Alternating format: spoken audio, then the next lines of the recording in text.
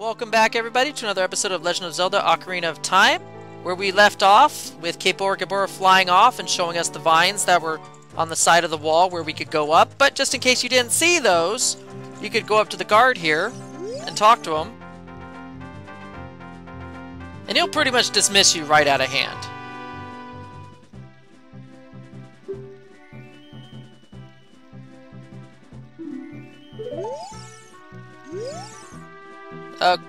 I think I tried to talk to him twice to see if he could say something different, but obviously not.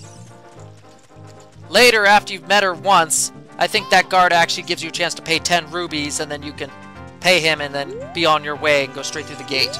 But if you leave the area and come back, you'll actually see Malon here, right by the vines that you need to climb up, just in case you missed them earlier. And she actually gives you a very important item, so you do probably want to leave and come back so she shows up here. Without this item, you will probably not be making it very far to get into the castle. She gives you an incubated egg, or weird egg, sorry. And I think you will want to put this into the C item, because without putting it to the C item, I'm not sure. I don't think it'll incubate. And you kind of have to be straight on, dead on the vine for you to actually climb up. And there's a whole bunch of these Sheikah stones all throughout the world here. And if you use them, get the Mask of Truth, the Sheikah mask that you get from the Happy Mask shop, once you complete all the mask cells, you can actually learn interesting little tidbits of information and trivia about the overall game. And here's me still getting used to the 3D controls again. It's been a long time since playing a 3D Zelda. About like 2 years or so? 2-3 years? It's been a while. And it's been even longer than that since I played Ocarina of Time. Now, playing this for the first time, I had so much trouble. And this, I think, leads to a fairy fountain, which I think we're going to need to get to. But yeah, I got caught by the guards so many times, because I, like a blind fool, went straight up the path, and the guards caught me and threw me out the gate. And then I said, fine, I'll go up the hill. Ran right into that guard, threw me out the gate. Went up here, tried to go up the steps, hit the guards there, threw me out the gate. And I'm like, ah! The first time just took forever. And then I realized there was some blocks here, some bricks that I could climb up the wall here. I didn't see those at first, and I felt really dumb when I finally saw those. Really, really dumb. But you don't want to go past them there. You want to actually get into the boat and just kind of swim across. They will see you otherwise, or they'll hear you and then see you.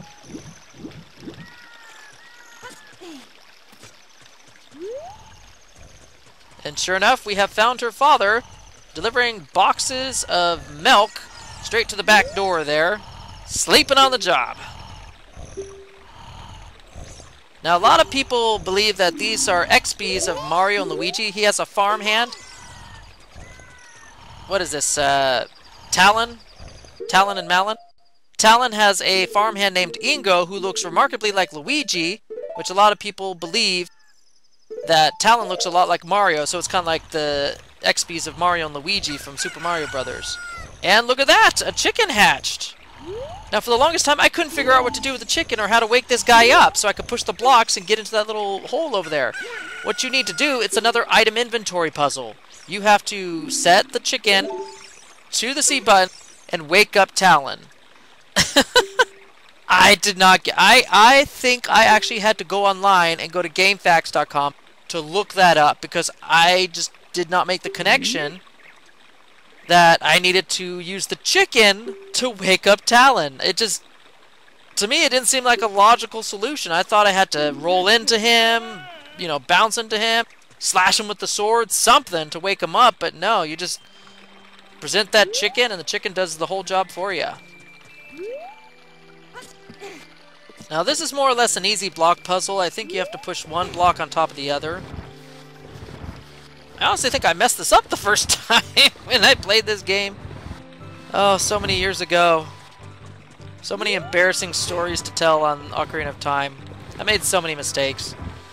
I mean, I'm now well versed in Zelda games, especially 3D ones, where You're still not that... Yeah. You need to push that sucker all the way down. I think the mistake I just made there was the exact same mistake I made when I first played this game. So now you have seen me make the very same mistake that I tried first playing the game. I forgot I did that. I recorded this about several weeks ago, but I forgot that I did that. That was funny.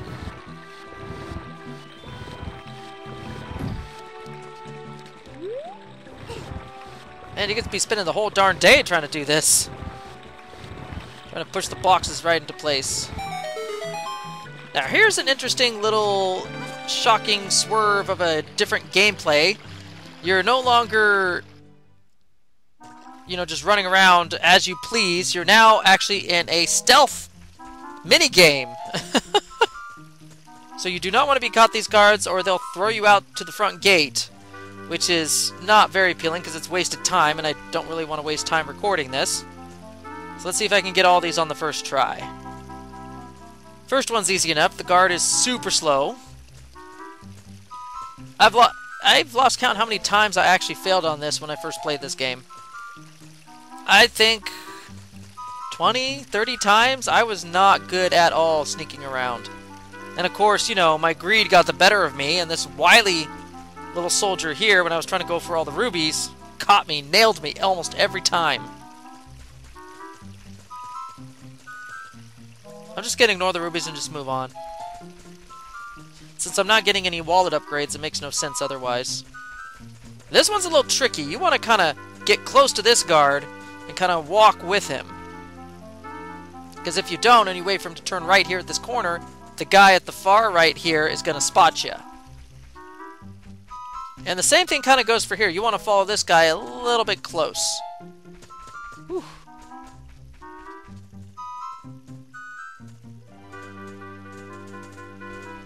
And just like that, that is the whole sneaking section.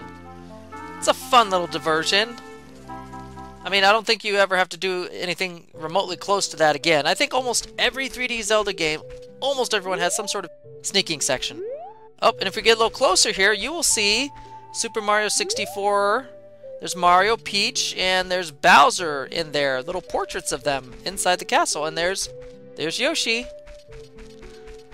little bit of an Easter egg. I didn't notice that until I think I read about it in Nintendo Power. Back when they were still a magazine.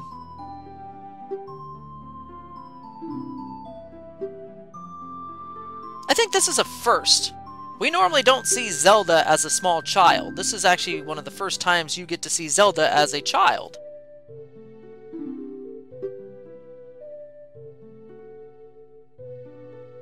And like a child would, she has high aspirations and hopes for you and for her plans, the plans she has to disrupt Ganondorf. And just like a child, she doesn't make the best of plans, and she will make a mess of things. And so, if you really think about it, this whole game is as a result of her mistakes. You have to clean up after her. Man, I just realized that.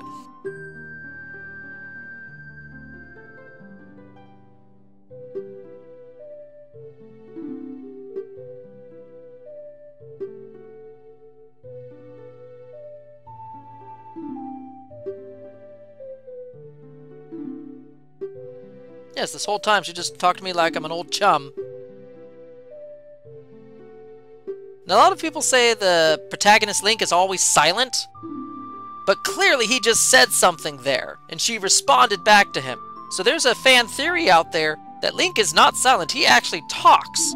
But the fact is that you never hear him talk because as you as the placeholder, or the avatar, he is your avatar, you are the player, and he is your avatar into this game world. You're the one talking and speaking for him. You know, you are the one that are picturing the words that he's saying in your mind. And anytime a character pauses after they ask Link a question, you could almost imagine and picture that's when he's talking. So he's not really silent, he's just... his text is not displayed.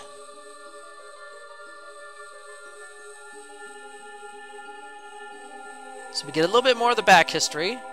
I think up until this game, the whole back history and mythos of the Triforce was never really fully embellished or developed very much. And so in this game, they actually kind of laid the ground rules of how the Triforce worked, how it was all created, and just the whole start of the endless cycle of Link, Zelda again and over again. So they had a lot to deal with here to set the framework for the entire series.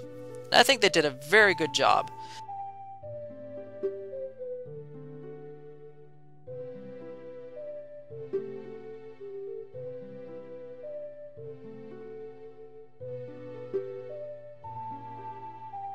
But why? Who created the Door of Time? Why do you need these locks? So many mysteries that the game just touches upon, and you don't know the answer to. And you never will, in this particular playthrough. Hey, at least she gives you the option of saying, yes, it's a default yes instead of a default no like Kepora Gebora. Because that bird's just a troll.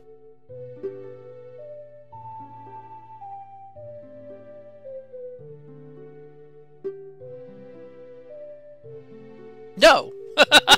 If you say no, but she's like, but I insist! There is no choice in this game. It's the illusion of choice. You have to do whatever the game wants you to do.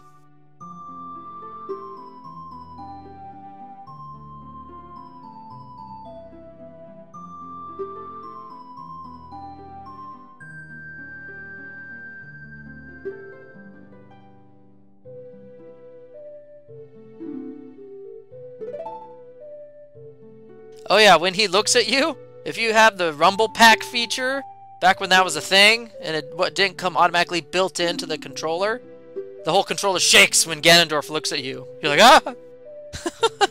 Nice little detail that the game developers even thought about when, the game should give you a little shake.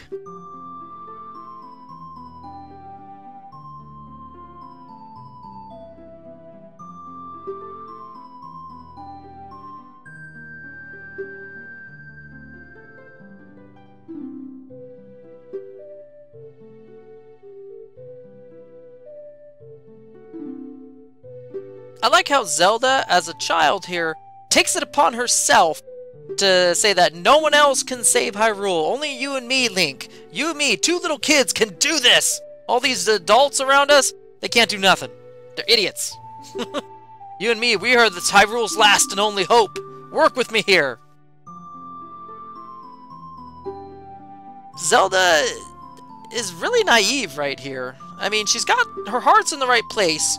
She knows Ganondorf is bad, and he needs to be stopped. That is not a question. How she wants to go about it, how she enlists the help of Link and doesn't inform more people about this plan and everything. Granted, they may not believe her, and they may not go along with this, but just... I feel like that she's just so naive about the whole aspect of trying to save Hyrule here.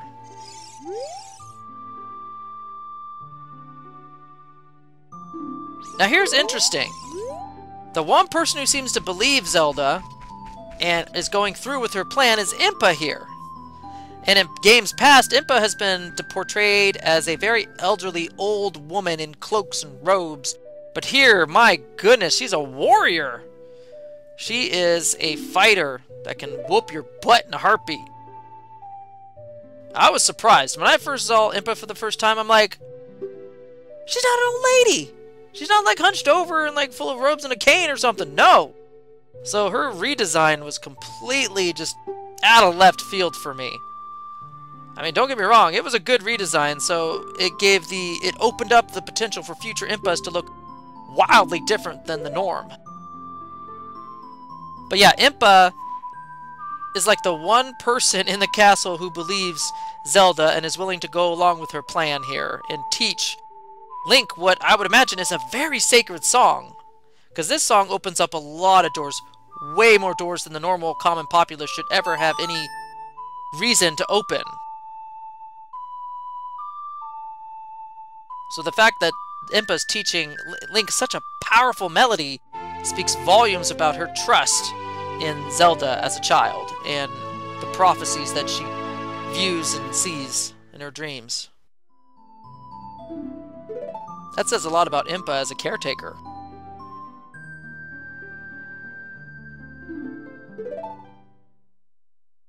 The fact that she's going to smuggle him out of the castle, too. She knows she can't trust the guards around there.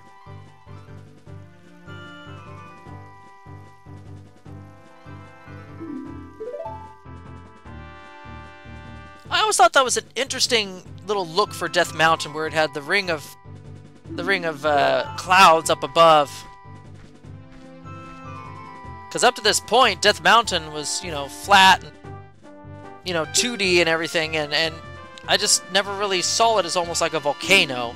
So this nice redesign was very much welcome. It provided a very good visual wherever you are in Hyrule Fields of where Death Mountain was.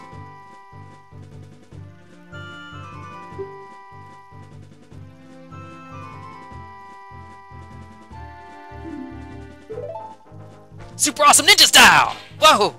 What just happened? So Sheikahs are now ninjas! Now what the game doesn't tell you is that you can't proceed very much further once you get to the Goron City until you learn Soraya's song. So to save time, we're going to go all the way back to the Lost Woods and go find Soraya and learn her song.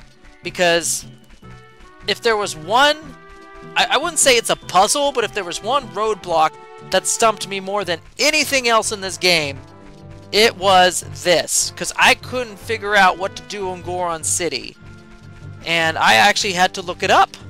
Just like I had to look up the waking up of Talon with the chicken. I had to look this up, that you needed Soraya's song to progress forward into the Goron City. And that will probably be either in the next video or the one after that.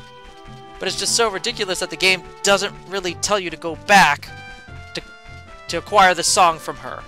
I mean, you just left the Lost Woods. You're ready to explore the rest of the world, but no, you need to go back to the place of your birth, well, place of where you grew up, and find Soraya, because you need to get this plot device MacGuffin so you can go further into the game. Gosh darn it. So we're going to stop this video here at the Lost Woods. We're going to find Soraya and learn another song for our Ocarina. Until the next video, everybody, see you later. Yes, to the Lost Woods.